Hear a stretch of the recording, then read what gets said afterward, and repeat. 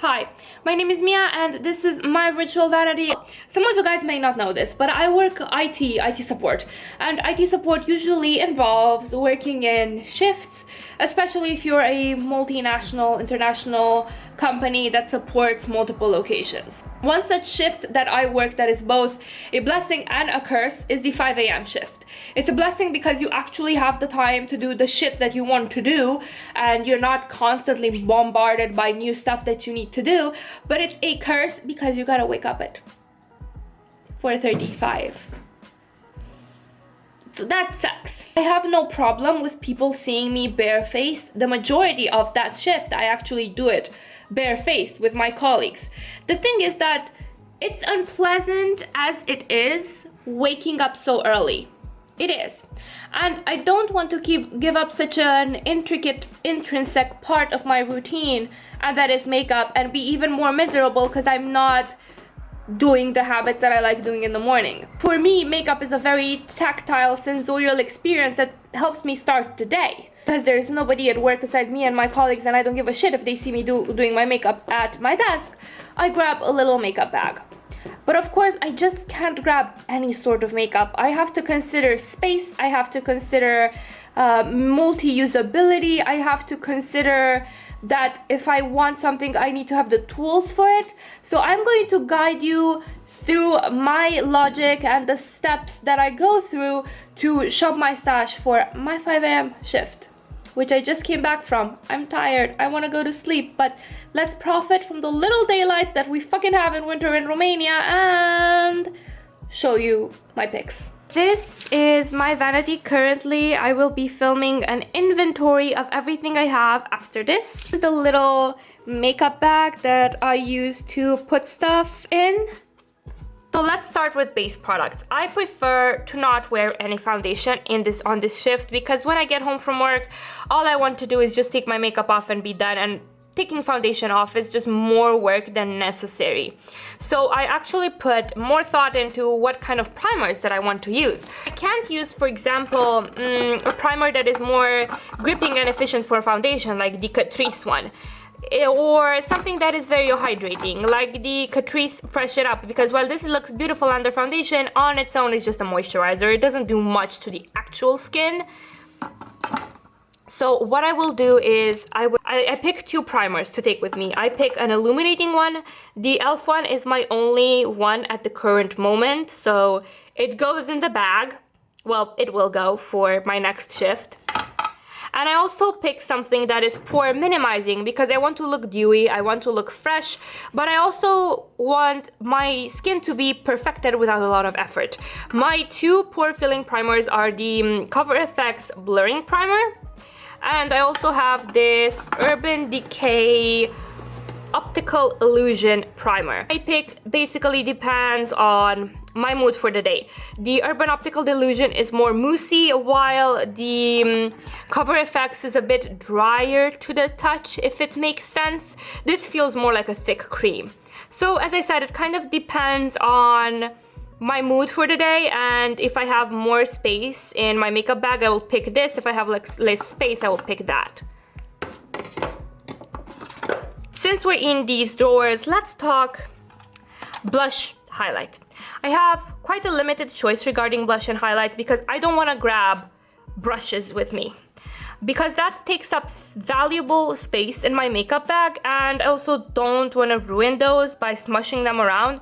So I definitely prefer cream products. I have plenty of powder. I can use powder when I'm in my regular shift, but I prefer cream when it comes to my morning shift. The color very much depends on what makeup I want to do that day, but I really like the glossier cloud paints. What I have to be very careful with these is that I have to put them at the top of the bag, because otherwise they get smushed down by the other product, and when I open them, too much product comes out. Either those two are my pick, or the Maybelline Dream Matte Blush, Why Won't You Focus, and this is a pink. This one from Pixi, I really like it, but I prefer applying it with a stippling brush, so I don't take it with me that often. For highlighter, I have two choices of cream highlighter. I've got the ColourPop Flexitarian, or I have this duo that is, I don't know, glazed and scrumptious, something like that. Both are quite blinding and they can be easily applied with a finger. You just pat a little and then move it around with your finger. The heat from the finger just makes the most beautiful glowy dewy cheeks go on. And as I said, the fact that I don't need a brush for these are my top picks. If I have a more neutral looking face, I will pick the Flexitarian. If I have something that is pinkier or redder, I would use this one, because if I mix these together, Flexitarian is more of an icy champagne, this is more of an icy pink together. Because I am so loath to grab face brushes, you can imagine I am the same with eyeshadow. I have two options here. I can either open the single eyeshadow drawer. I've stopped taking the ColourPop Super Shocks with me because unfortunately I almost killed Frog. It almost shattered, so now I'm wary of it.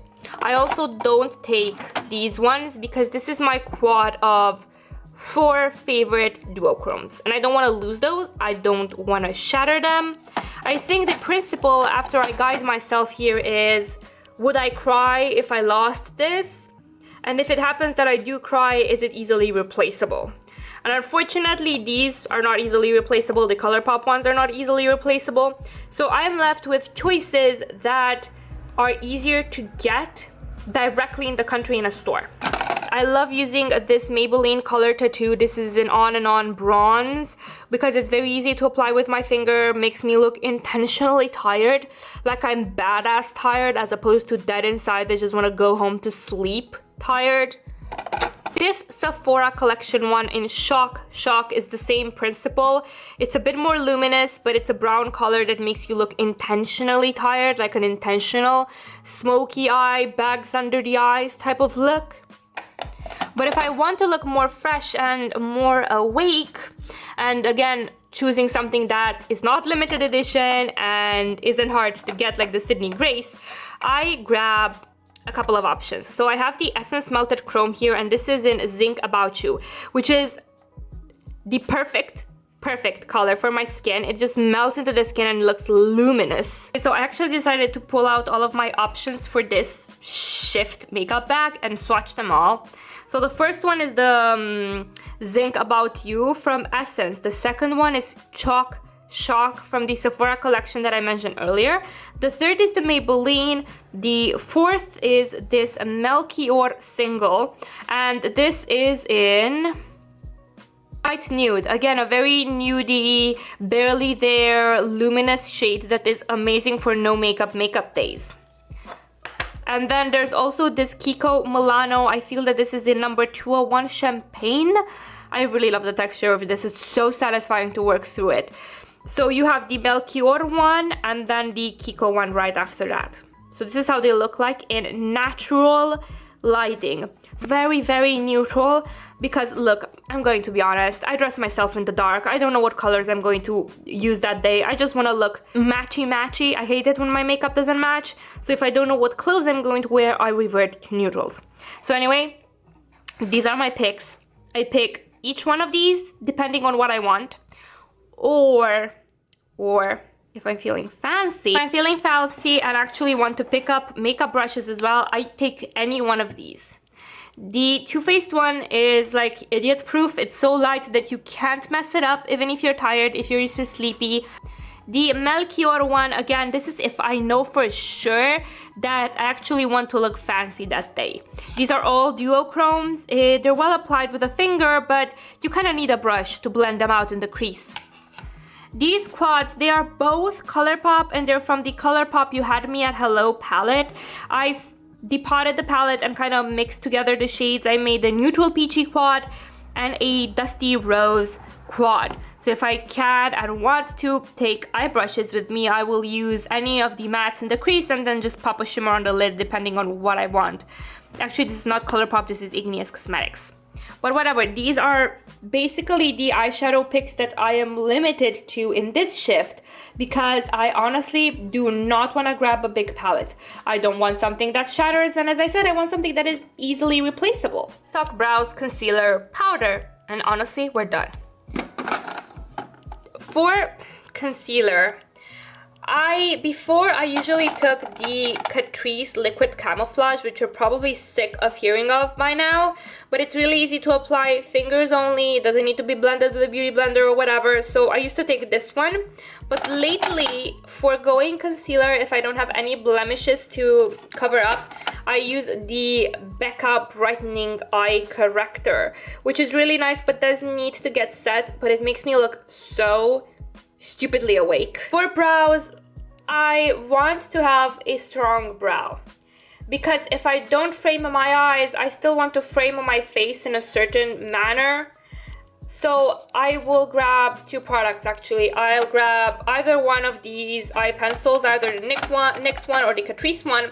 And for brow gel, I will grab the Dip Brow from Anastasia, because this really helps you build a strong, powerful brow in no time. Powder. Again, something that is easily replaceable and that I won't cry if it breaks. Loose powder is out of the question. That's not going to happen. So my only two options here are actually these two. The Essence Mattifying Compact Powder, which I prefer in the summer because it's a bit more drying. And the Sephora Beauty Amplifier Set Powder, which I like all year round because it's not as drying as the Essence one, but it is very smoothing, very pore refining. It makes me look like I actually have some base products on. The Essence one, as I said, it's nice, but it's better for warmer weather, and right now we're in the middle of winter. For mascara, honestly, it's whatever I feel like in the moment. I usually grab the Maybelline Snapscara because it's so easy to take off when I'm done with it, like so easy. And that is a big motivator. I forgot to mention, to apply the powder, I take the Real Techniques setting brush. This is how it looks like. As you can see, it's quite compact, quite tiny. I don't need to grab a big powder brush, and I can use it forehead, nose, mouth area, and under the eyes with no issue. Let's talk lips. I teeter between wearing a very strong lip or actually wearing something really balmy, something really moussey, barely there. I just pick whatever I fancy. This is almost my whole lipstick collection. You've got like nail polishes there in the back, ignore those. But this area over here is my whole lipstick collection. Look, we're not gonna be here swatching all of my lipsticks here today. I just grab what I want. It's a free-for-all, man. And I thought I should show you exactly what I picked. This was my makeup bag for today. Tomorrow it might be different, who knows? But as you can see, Power Brows, the primer combo that I spoke to you guys about, the combo of a pinky blush with the pinky highlighter, the Melchior shadow, and of course a strong lipstick. And this is from Kiko Milano. This is a limited edition Golden Waves lipstick. I don't think they have it anymore, but it's a deep burgundy shade. Okay guys, this was basically it. This is how I shop my stash for my 5 a.m. shift. Freya says, hi, isn't she so pretty? She says bitchy as she's beautiful. Anyway, she also says hi and thank you for watching. And I hope, oh my god, I love you. And I hope you guys have a wonderful evening, morning, whatever it is where you're from. Bye.